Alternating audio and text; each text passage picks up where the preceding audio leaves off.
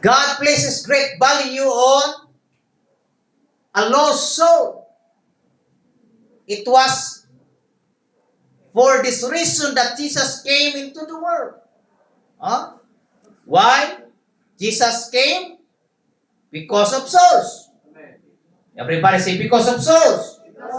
Bakit pumunta si Jesus? Because of souls.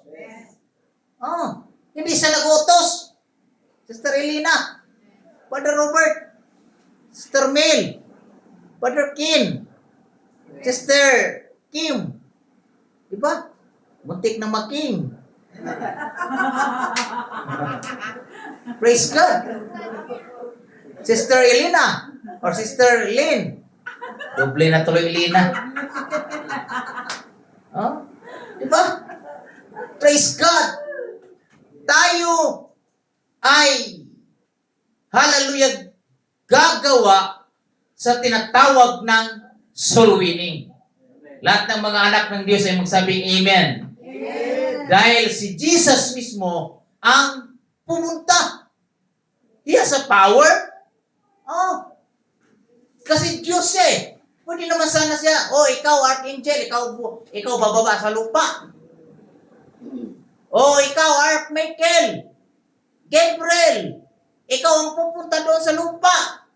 Iligtas mo yung mga tao. Pero no, siya mismo ang bumaba sa lupa. Amen. To save us, mga kapatid.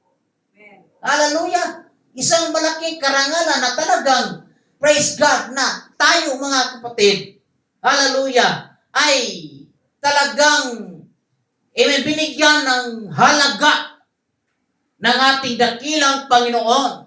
Sabi dito, God places a great value, dakilang halaga. Kaya ang kaluluwa ay dakilang halaga sa harapan ng ating Panginoon.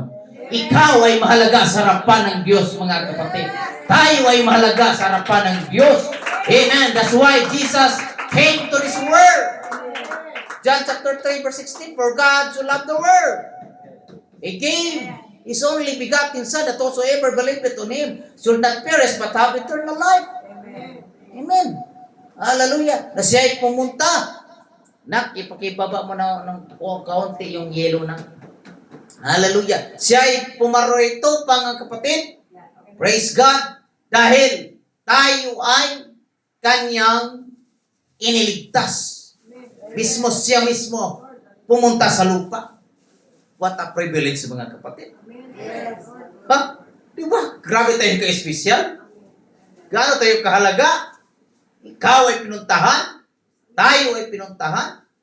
Hallelujah. Praise God. Luke 19 verse 10. Pag-ibasa po.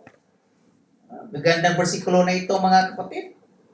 Luke 19 verse 10. Sapagkat ang anak ng tao ay naparito upang hanapin at